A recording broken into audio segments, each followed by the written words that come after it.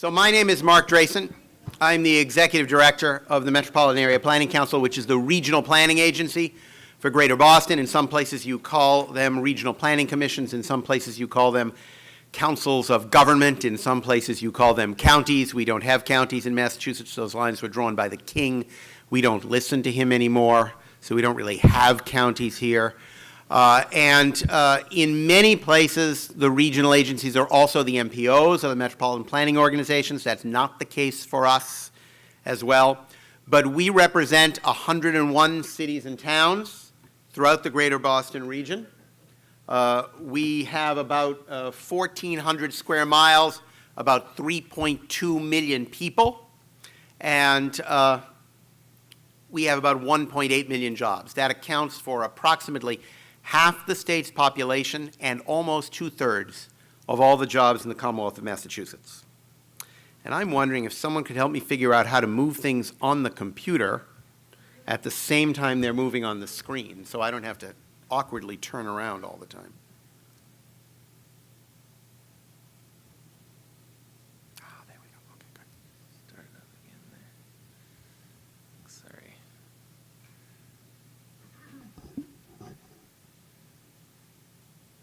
Here it is.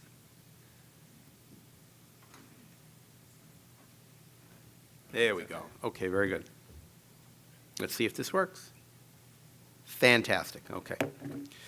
We are guided by our regional plan, which we adopted in 2008, which is called Metro Future.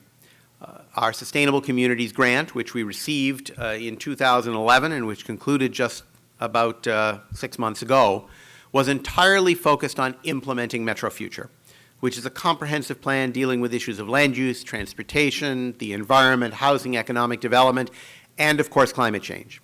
One of the most important things that we recognized, even by 2010 when we applied for the regional planning grant from HUD, was that we had done a lot of work, and this mirrors some of the things that Carl and John had said. We'd done a lot of work in Metro Future focused on climate mitigation, but relatively little focused on the issue of adaptation. So one of the so-called gap-filling activities that we undertook in our regional planning grant activities under Sustainable Communities was to develop a regional climate change adaptation strategy. And I'll actually talk about that a little bit toward the end of the presentation. Our area is large, so it's divided into 8 subregions. A lot of our functional work with the individual cities and towns is funneled through those subregions. Obviously, several of them are along the coast, but we do not consider climate change to be entirely just a coastal issue. Again, as John and Carl indicated, there are a tremendous number of issues that focus on riverine climates, on heat impacts, and other issues related to climate change throughout the greater Boston region. So you might have heard that it snowed here a little over the course of the last few months. Amazingly, a lot of it is gone. It's been moved away by the city. You know, Carl had to do about 20 hours of snow removal work. Everyone in City Hall, no, I'm just kidding about that. But it did melt to some extent. But really, it was a result over the months of the city and the Commonwealth and other individual cities and towns just moving the snow and doing everything they could to get out of the way. What happened to us was basically the nature of this crisis that we faced was that on the 20th of January, there was no snow on the ground at all. And then all of a sudden, we got into something with the jet stream, I guess. And we had one storm after another, storm after storm after storm after storm for about 3 to 4 weeks. And during that period of time, the temperature stayed so low that nothing melted at all. And we saw things happen in the city that we've really never seen before. And the most notable one was that the public transit system, on which we are enormously dependent, probably more dependent than any other American city than New York, except for New York, virtually ground to a halt. It's a very old system. It was first started, the first trains went underground basically just a few blocks from here in 1898. Now that rolling stock is not still on the lines, but some of the cars are 40 and 50 years old. The signals are old, the systems are old. It's a very concentrated and dense system. It's not a system that really goes, except for commuter rail, very far out into the suburbs. It's very concentrated in this area. And it was not able to sustain the repeated impacts of snow and ice on the system, and it just almost literally ground to a halt. We had whole days, multiple days, when the MBTA was completely shut down, and that really brings the entire city to its knees. So what we saw in this case was really a huge wake-up call about the investment that's necessary in our transit system, which those of us who have been involved in transportation have known about for a long time, but which is was not at that point really clear in the public consciousness, and the need to establish more modern system, to create more redundancy, and to have a plan for dealing with impacts of this kind.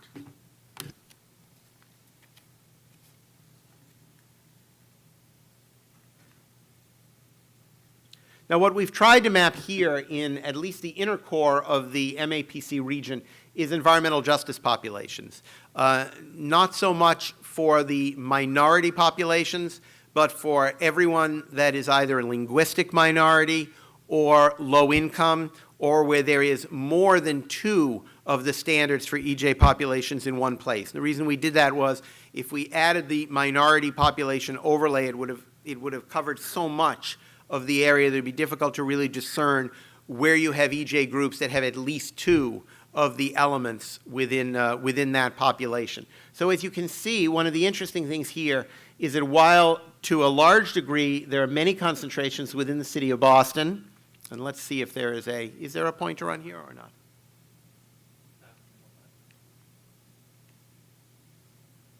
Well, not necessarily. So, okay, so you can see, if you know, the city of Boston's large concentrations there.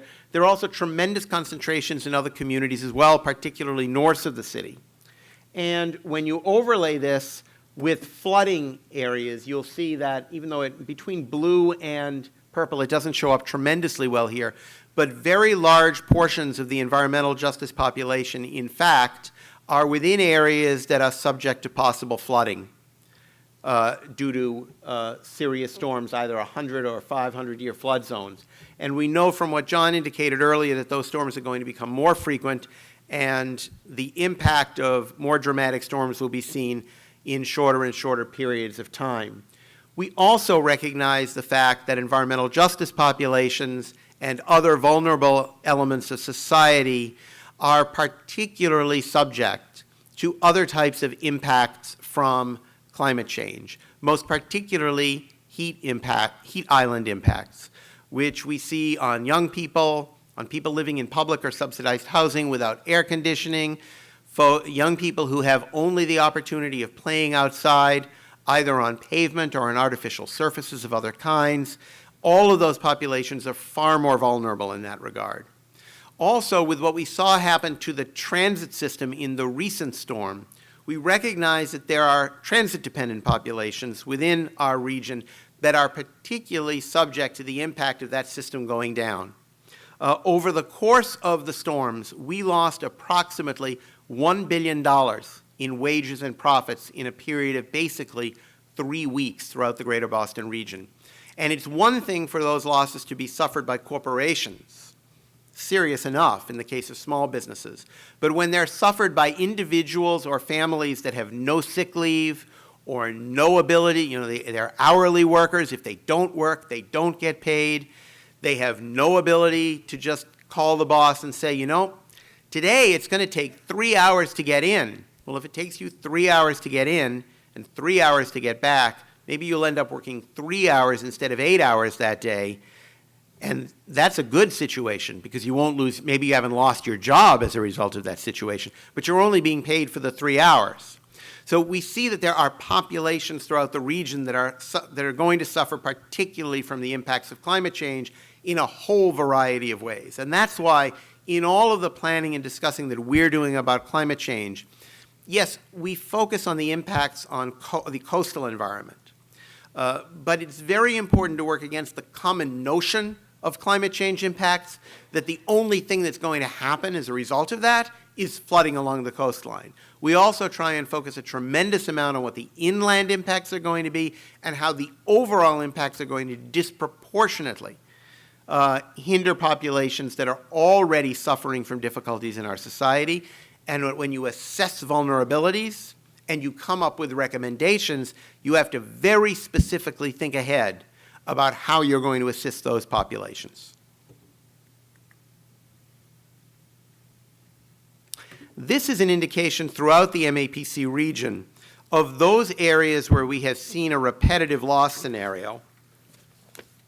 And each one of the dots indicates an area where I'm trying to get the precise number here. I'm sorry, I don't know that by heart.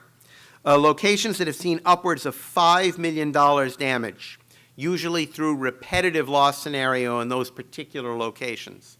And as you can see again, they're heavily concentrated along the coastline, but many of the dots are further inland. And as we do vulnerability analyses, it's very important to recognize all the impacts that you will have in these various areas, not just along the coast, but in many of the other communities. One of the ways in which this is very important from a regional perspective is you heard from two of our wonderful leaders, John and Carl earlier, representing the city of Cambridge and the city of Boston. Boston represents, out of our 3.2 million people, about 600,000 population. Cambridge, about 100,000. And both of those are relatively large cities, the largest cities in our region, or almost the largest cities in our region. Boston is the largest. Cambridge is, I think, third or fourth. And they have tremendous technical staff, tremendous capability, not as much as they might like, but really they're leaders, and they can do a lot of things on their own or in collaboration with each other. As soon as you get down below those communities, maybe the city of Somerville, maybe 2 or 3 other communities tops, there is very limited expertise and staffing to deal with issues of climate change. These tend to be smaller communities. They are already stressed in terms of the very tremendous demands of providing municipal services at a regular time. They probably do not have adequate energy staff, natural disaster response staff, certainly very little staff dealing specifically with areas of climate change. That's one of the reasons that people will then turn to the regional agency and say, how can you help us to do a vulnerability analysis? How can you help us to deal with mitigation strategies? How can you help us to try and come up with a climate plan that really prioritizes the most effective ways of dealing with the problems we're most likely to see? How can you create a situation where we might be able to share information or strategies with neighboring communities? That's really where the regional planning agency comes in.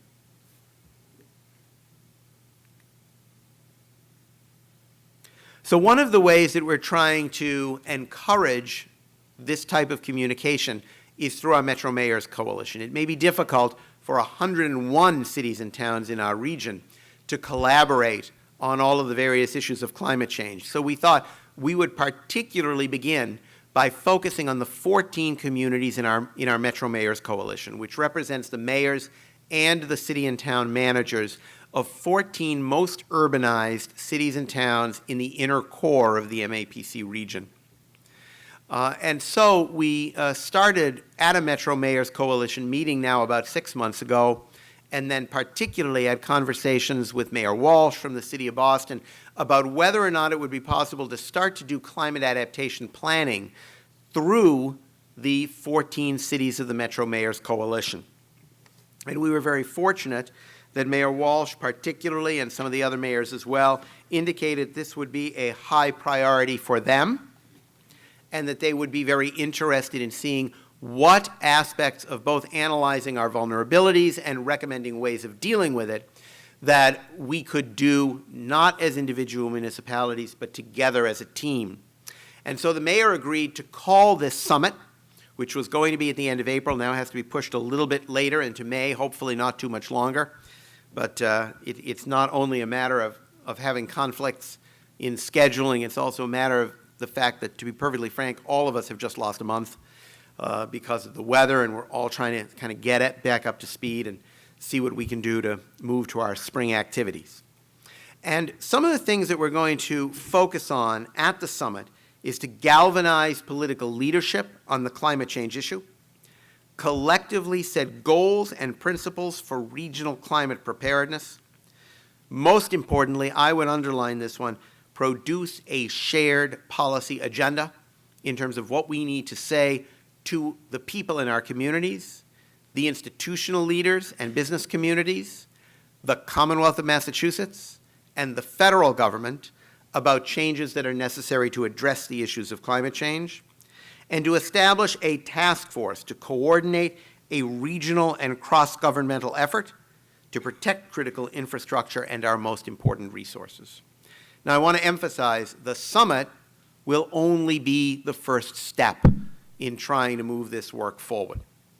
And in fact, if a year from that we see that we have not actually accomplished goals in our policy agenda or in some of the other objectives that we set for ourselves, then the summit will not have been a success. The real question is, can we begin to kick off a joint understanding of how you assess vulnerabilities, how you set priorities, how you seek to allocate limited funding, how you seek to generate additional funding, all of which is focused at trying to generate an ability to respond appropriately to climate change. And I would emphasize that here in New England, we have a tremendous affinity and fondness for what we call home rule. We believe that individual municipalities, and none of you have this anywhere else, right? We believe that individual municipalities should largely be responsible for their own destinies. It is a reasonably positive perspective in many ways, but the ocean does not recognize municipal boundaries. Heat waves do not recognize municipal boundaries. Rivers flow across and between cities and towns. And there are many people, institutions, businesses in one community that face exactly the same challenges with climate change that their neighbors do in the next municipality. So it is essential for us to really try and break the mold on the issue of climate change and recognize the fact that its seriousness is so great that we have to try and address it as a team.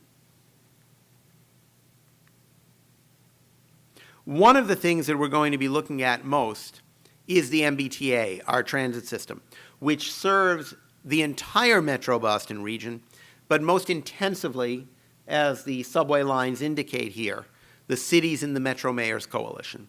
We are going to be asking the members of the coalition to take a particularly close look at their relationship with the MBTA. The MBTA and MassDOT will be at the table at the summit, and to try and figure out ways in which we can effectively protect and defend the integrity of the system and improve the caliber of the system to respond to severe climate events.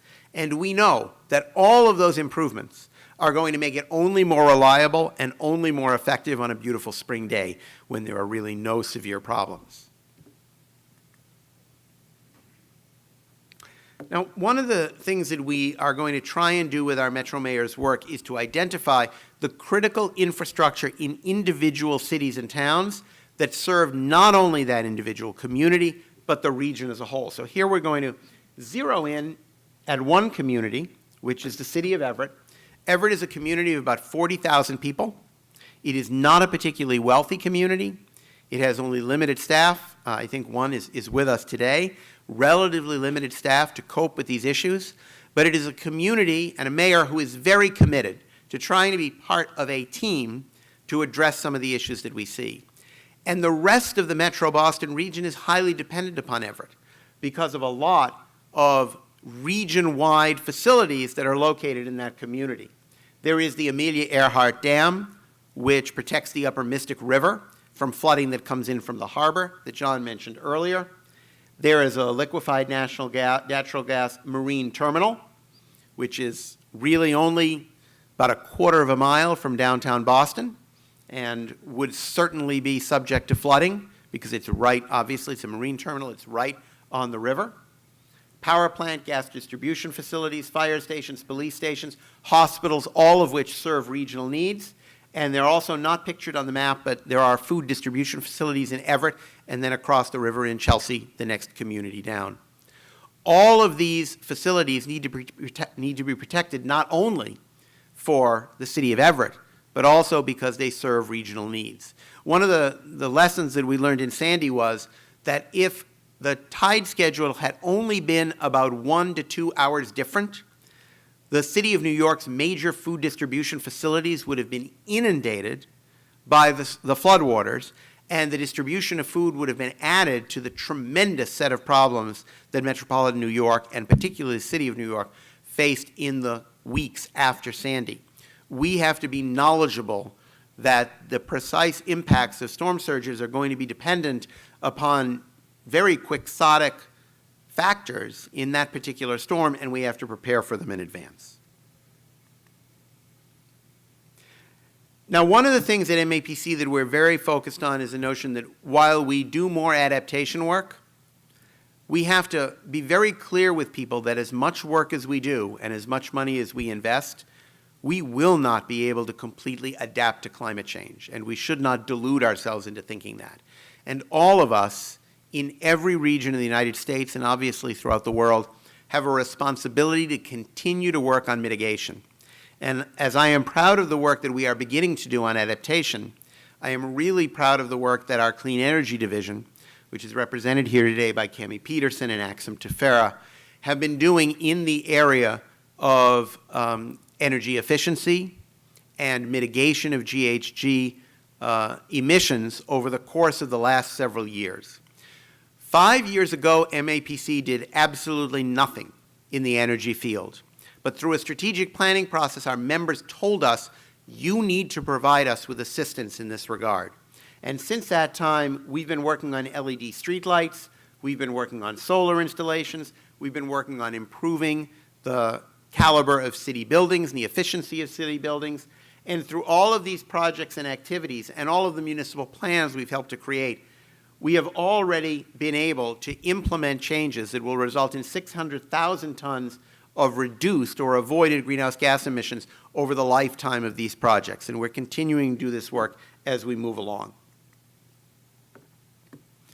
We also work in disaster prevention and homeland security. And what I'm showing you here is a few not particularly fantastic shots of a cache site, that's C-A-C-H-E, that we established in the city of Beverly. It's one of 3 sites that we established to house equipment that will help to prepare the region for a disaster.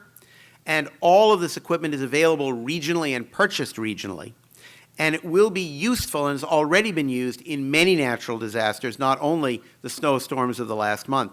What we are now doing is going a step beyond that with state funding at this particular cache site to try and make sure that this critical facility itself will be able to withstand the possibility of a natural disaster, will continue to have power availability, and will be more efficient in its own operation.